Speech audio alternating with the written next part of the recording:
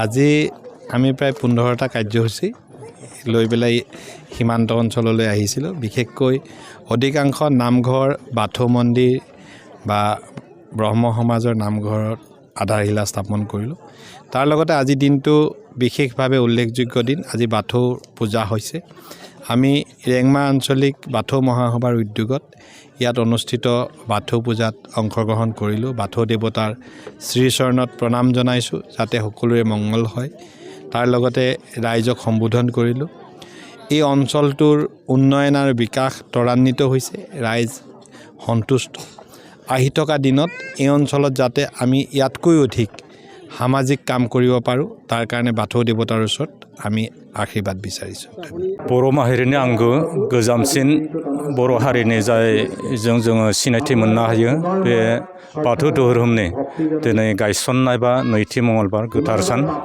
बे गोथार सान नैथि मंगलबारखौ रेंमा बियाब बाथौ गौथुमा जयन्ती बर' रंजालि नगराव दिनै खुंफुंदों आरो बे खुंफुंनाय हाबाफारियाव बिथांमोना गाहाय आलासि महरै सुरभतार बियासनि एमएलए बिश्वजित फुकन बिथांखौ लाबोदों आरो बिथाङा आसाम दर्शननिफ्राय जा रां अनसुंथाइ होदों बेखौ दिनै अन्थाइ खाम्फा गायसनबाय।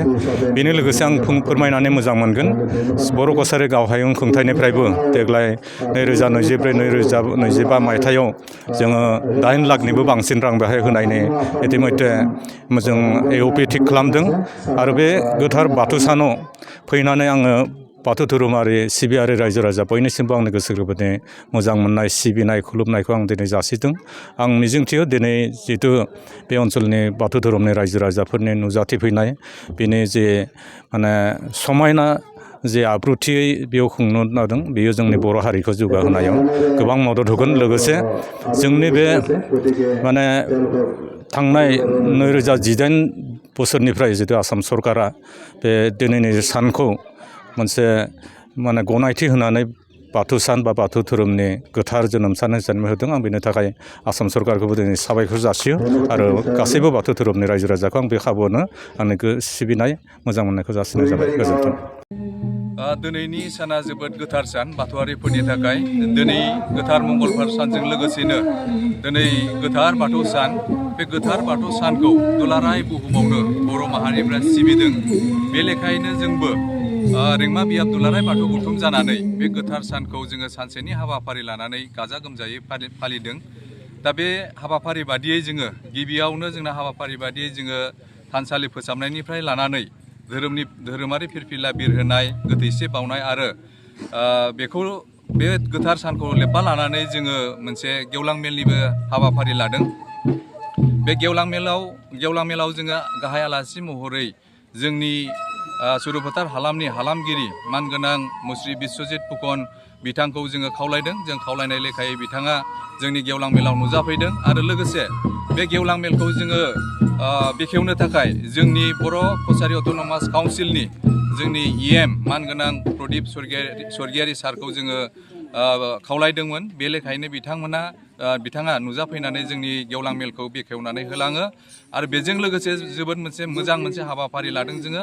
बे हाबाफारियानो जाहैबाय दुलाराय बुहुमनि गासैबो जिब मुलुगनि गासैबो जिबफ्रा जाहाथे गोजोन खौसे अनलायलायनाय गासैबो जयै बुहुमाव थांनानै थानो हायो। बिनि थाखाय जोङो 500 एबा 500 साखि फोजोंनायनि जों मोनसे हाबाफारि लादों।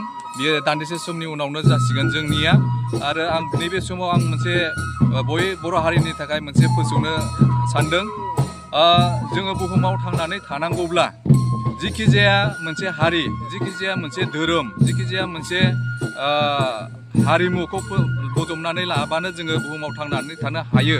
नाथायबा जोङो मोनसे हारि एबा मोनसे फोलेर हिसाबै थांनानै थानांगौब्ला जोङो जोंनि गावनि आंगो सोरजि धोरोम, हारिमु, आसार खान्थिखौ जोङो बजबनानै लानांगोन।